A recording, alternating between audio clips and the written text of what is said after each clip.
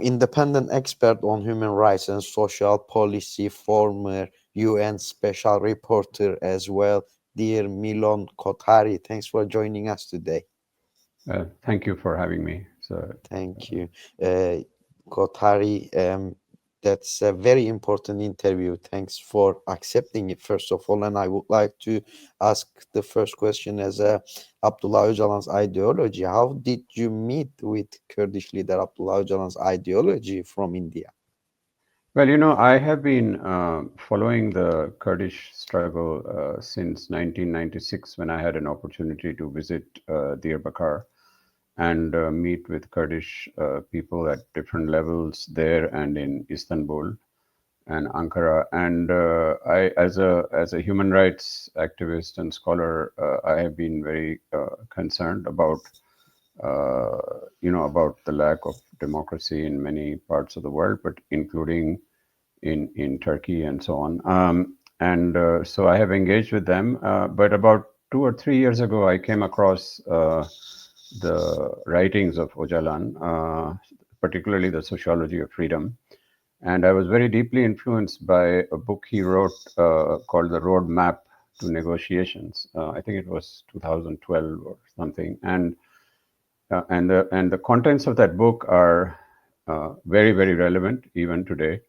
And then I have been reading more about him. I've been meeting with Kurdish people, both from the Kurdistan National Congress, from Danes, and I was recently part of an international delegation beginning of July that went to Istanbul to talk about the global campaign to free Abdullah Öcalan, but obviously also for the freedom of the Kurdish people as a whole. So yes, I'm very deeply influenced by his thinking and his writing. And I also want to say that one of the aspects which really has impacted on me is that Öcalan's writings are based on practice.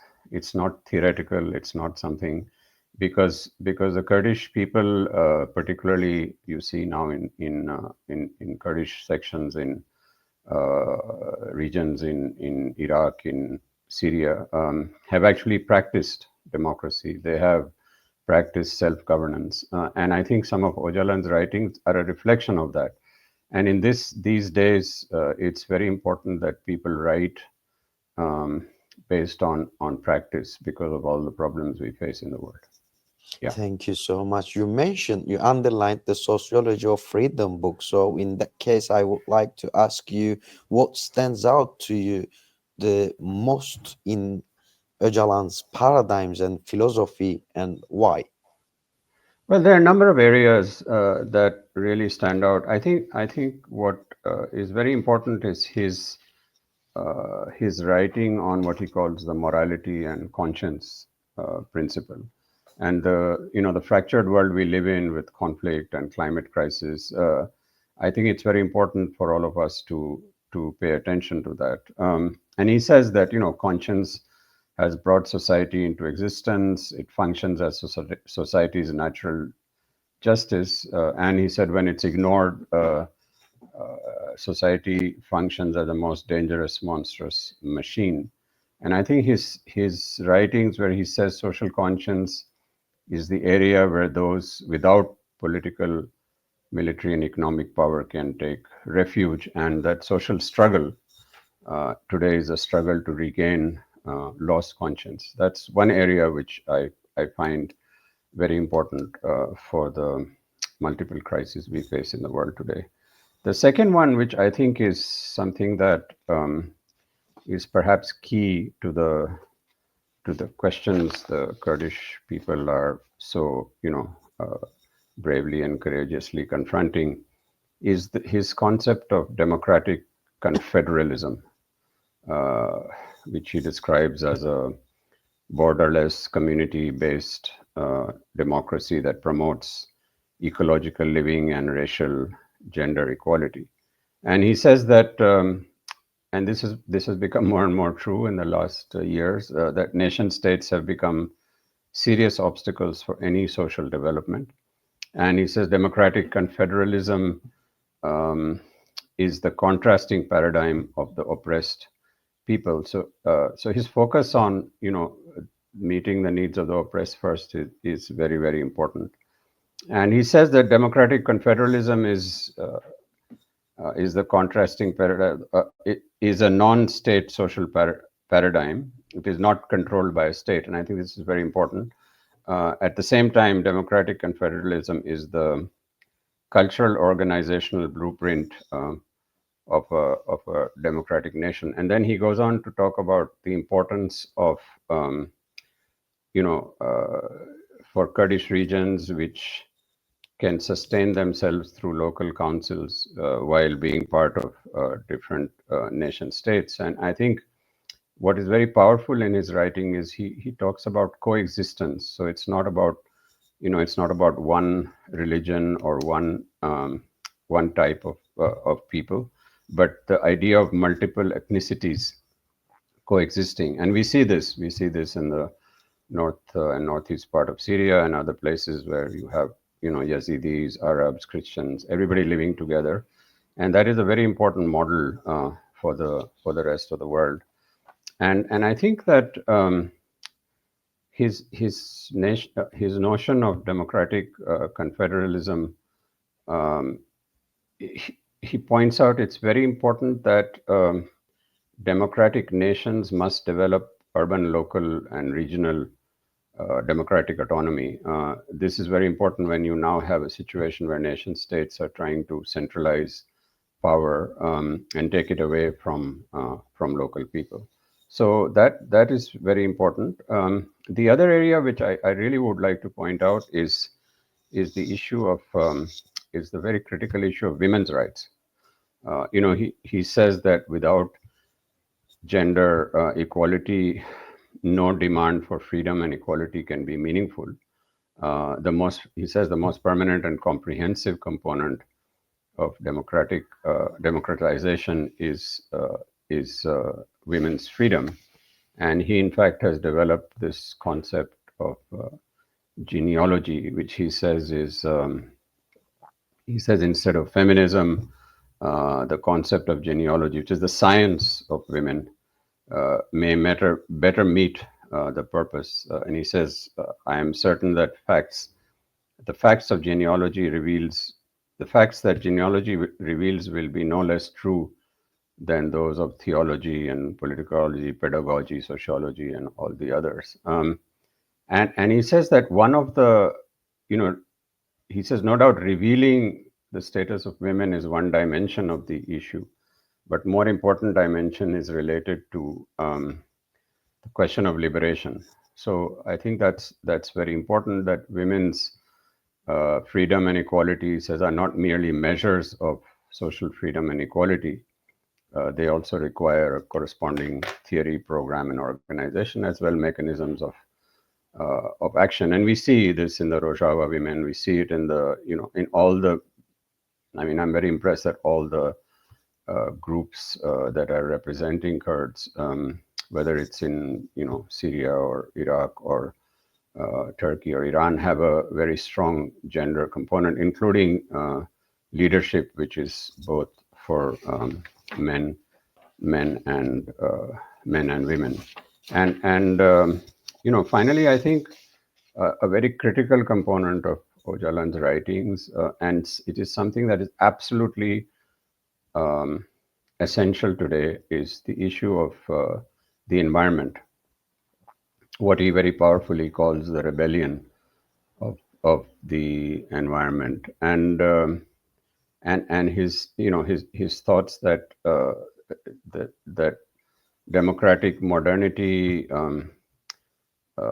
can show perfectly clearly the important role ecology will play in the work of reconstruction, and that it's important to shift also the organization and activism on environmental justice from the cities to what he calls the agrarian village community, and that ecology is a fundamental guide to action for rural areas, agrarian village communities, nomads, unemployed and women. So these are, I mean, there are other ideas he's had on inseparability of individual and collective rights, but these are some of the main points that I think are very important for us today.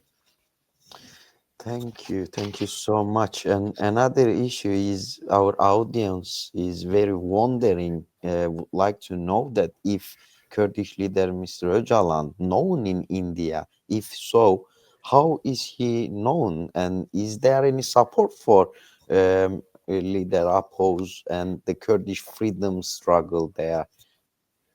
Well, I think it's only in the last few years that Abdullah Öcalan has become known through some of the writings coming in the Indian media. But I think an important role being played is that workers from the Kurdish National Congress have been regularly visiting India, meeting with civil society leaders, meeting with academics, and also there is a growing movement within India called the Tapestry of Alternatives, which has taken on, which has been directly in touch with the women leaders in Rojava, for example, and they have been having regular webinars. So I think it's growing, but it's more recent. But I think one of the dimensions that I would say attracts people in India to the Kurdish struggle is the similarity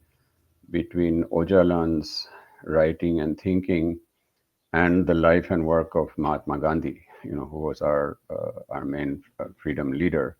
And there's a remarkable similarity, actually. And this is something that I have been also speaking out about in different places. There are, just like we were discussing the paradigms of and the ideas and concepts of Abdullah Öcalan, we also have some key concepts and precepts, what we call, of Mahatma Gandhi, which were very important for us to gain freedom from the British, but also are important in India today for social movements, for indigenous movements. And I think this is where the Kurdish workers and activists who are visiting in India can learn quite a lot about nonviolence, about self-rule, and in turn, I think it's important that Indians learn about Abdullah Öcalan, read his writings, but also interact with Kurdish movements in the 4 countries we were talking about. So yes, I think there is a great potential for there to be more links between the Kurdish struggle and the Indian activism and Indian society. But I would say that the people-to-people contact is very important. We don't necessarily need to. It's important also to have state to state, but we don't necessarily need to focus on that too much at this stage. I think at this stage, what is important that we speak between movements, between civil society leaders, because I think that is where we can directly benefit. And yeah. So in your answer, there is an important point about the relevance of India to the Kurdish question. So you have spoken about the importance of the life and work of Mahatma Gandhi as well. So can you elaborate that? Elaborate on that very shortly, please? Yeah, I think there were 4 or 5, precepts of Mahatma Gandhi, which are very important, which have influenced leaders around the world, like Martin Luther King and Nelson Mandela and others. One very key issue is the issue called ahimsa, which is nonviolence, and I think this has gained great importance in the Kurdish struggle because of the call by Abdullah Öcalan for the PKK to disarm. So now the Kurdish struggle has moved into a stage where learning about the practice of nonviolence, which is what set Mahatma Gandhi apart. Again, it was not theory; it was he actually practiced it, and that's how we, as a national movement, that's how we were able to throughout the British. So I think that's one area. The other important is his concept called Sarvodaya, which is it's about the world, a world for all living beings, respect for all, working together for the benefit of all across borders, religions, ideologies, traditions, regardless of race, color, and nationality. And you see the similarity here with Öcalan's writing. And also his concept of Swaraj, which means the uplifting of all, and the consciousness that we live in a world where individual, excuse me, and collective freedoms are based on responsibility towards everyone else's freedom. And I think also related to this is his concept of satyagraha, which is truth force that guides nonviolent resistance, and this is what has inspired movements around the world. And so these are some of the very important ideas that he had. He also had this concept of trusteeship, which is extremely important today, that in a time of planet-wide economic problems and environmental destabilization, it is necessary to examine ways to limit wants and sharing what we have more equitably. So these are some of the concepts that actually continue to inspire, as I mentioned, social movements in India, and could be very useful as the Kurdish struggle moves forward into living in countries where there is democracy, which includes all. So there's a lot that can be learned from that. How do you also evaluate the Kurdish leader, Mr. Öcalan, specifically the internationalist approach and the importance of he places on internationalism, the importance that he gives to this? How do you evaluate that? Very shortly, please. Well, I think it's a very important concept, particularly in the world today where we are lacking multilateralism, where even Mahatma Gandhi spoke about, for a true nation, it's important to cede some of your sovereignty towards a global body. He was talking about the United Nations at that time. I think in a situation today, it's very clear that no country can exist on its own. And it's very clear that the borders are there, but the relevance of borders has in a way lost its meaning because of so much exchange between people, between ideas. So I think Öcalan's thoughts on internationalism are absolutely accurate. And in fact, I think that his ideas on internationalism and the other other paradigms we are talking about, actually, if you put it all together, it makes Abdullah Öcalan a global leader. And this is a time when we are really lacking global leadership. And I would say that Abdullah Öcalan needs to be seen as a leader for all of us, and has to be seen as a voice for democracy around the world. That's why it's very important that the Kurdish struggle, which I consider to be probably the only positive dimension in the Middle East, that the success of that struggle towards democracy and more knowledge around the world for people on the practice that we were talking about, that the Kurdish people are already doing on democracy and self-governance. I think those are very important globally, because people around the world are struggling with these same questions and are struggling with the hegemony of nation states. And in that context, Abdullah Öcalan is not only internationalism, but also as an individual, his what he represents is the type of leadership we need in the world today. Just with a sentence, can we say that Mr. Öcalan is the Gandhi of the Middle East for the Kurds? Well, yes, we can say that. I think we can safely say that. We are living in a period where we are lacking global leadership, and certainly we can say that. And I also think that he's.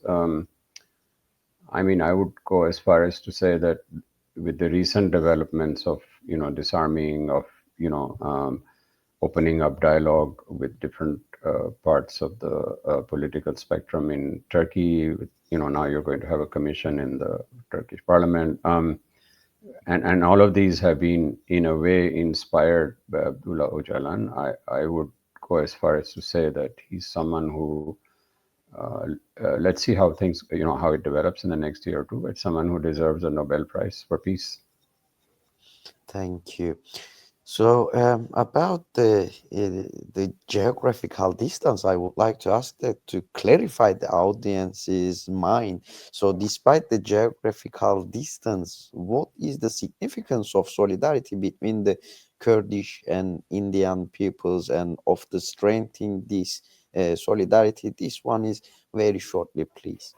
Well, I think, there are not many places in the world today where democracy, self-governance, the ideas of, the importance of women's rights, the importance of rights of what Öcalan called the oppressed, are being practiced, and there are examples, and India and the Kurdish people are two examples. So if they can come together, and I think emotionally and in terms of concepts and so on, you can already see that there is a lot of resonance between the two peoples. I think if they come together, it can only benefit the world.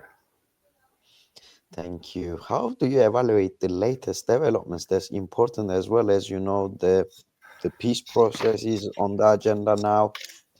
Also, the Öcalan's call about peace and democracy. After that, the PKK has burned the arms. Also, Mr. Öcalan now is working on the peace process. So, how do you evaluate all these latest updated developments? But very shortly, that one as well.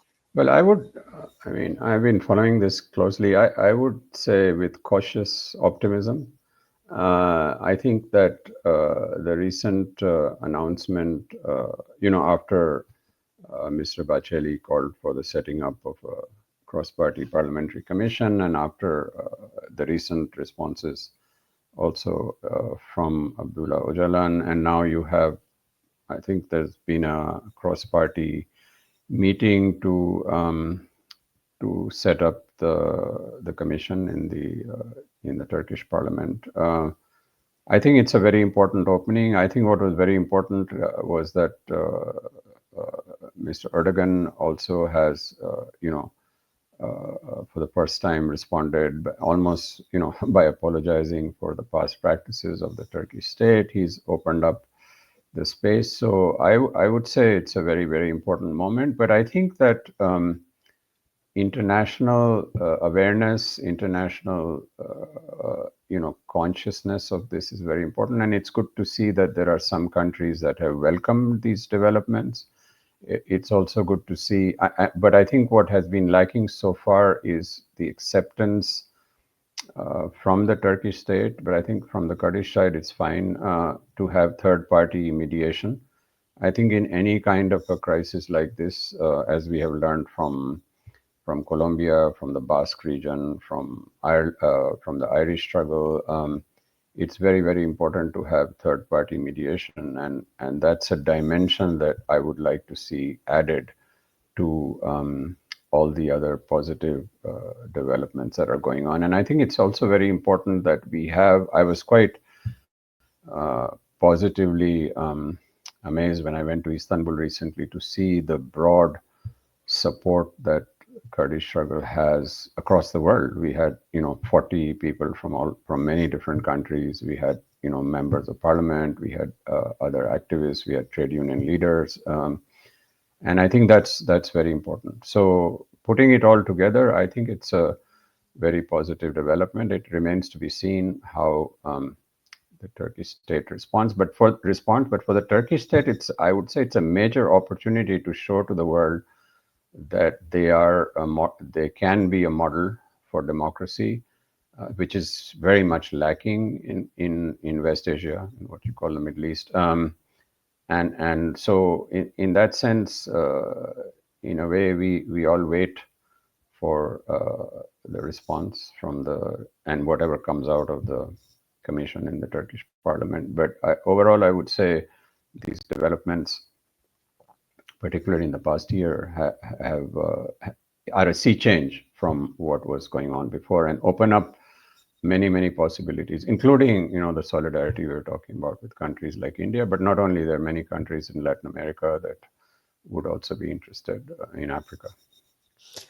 Leader Apo and PKK now expecting a move from Turkey in a positive way, a step forward. So what is your call to Turkey, Turkish government, to President Erdogan, and what is your message for Öcalan's and his workspace to be prepared so he can freely participate in the peace process, because still he is in İmralı Island, and yes, there is visiting started to him, but Yes. he doesn't have the right opportunity or ground to work on the peace process properly. So what is your call to Turkey to take step forward? Well, the first call is an obvious one, which is that Abdullah Öcalan Apo is freed. He should not be a man like that who plays such a critical, important role, not only in Turkey and Syria, Iran, Iraq, but also in the world, needs to be free. He has to be released from prison. He has to be welcomed back in Turkey. And as Mr. Bajali had indicated in one of his statements, he needs to address the Turkish parliament. So that's the first, that's the first criteria that has to be fulfilled, which would be a very important step.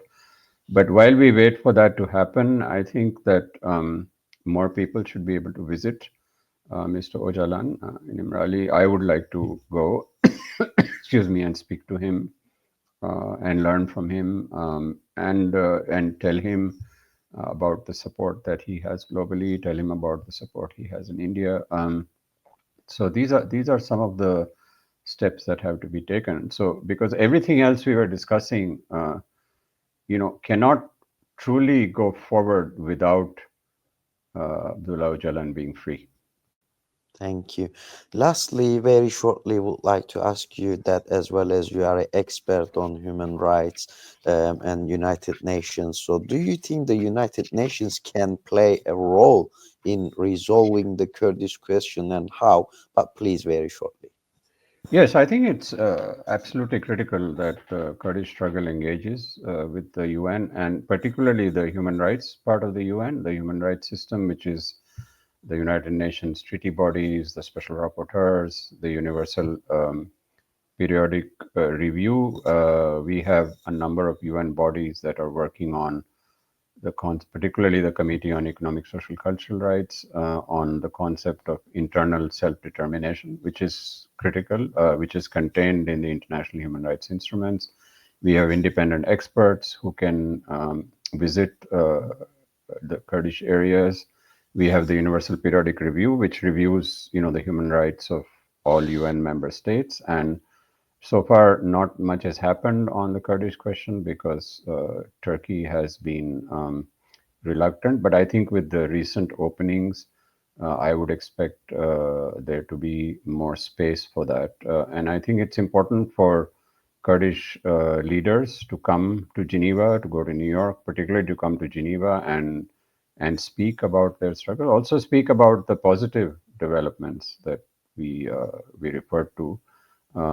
So I think the UN, the independent part of the UN system can be a great, can greatly help. And also at the political level, I would expect, the UN Secretary General to be involved, others to be involved. I think this is an area where we haven't talked about the media, but unfortunately the media is usually only interested in conflict. But I think it's very important that we also focus, and that the UN takes a leadership role in focusing on the positive developments for the Kurds, for Turkey, for everyone. So the UN has a very important role. There has been a gap, but I think this needs to be filled. I know that there are Kurdish groups, the Kurdish Center for Human Rights, the Danis people also have representation in Geneva. I think that they are trying, but we need to open up that space, and that is where I have publicly offered to assist the Kurdish peoples. Thank you so much, independent expert on human rights and social policy, and as well as former UN Special Rapporteur Miloon Kothari. Thanks for joining us. Thank you Yes. for your valuable comments. Well, thank you. It's great to have this opportunity. Thank you.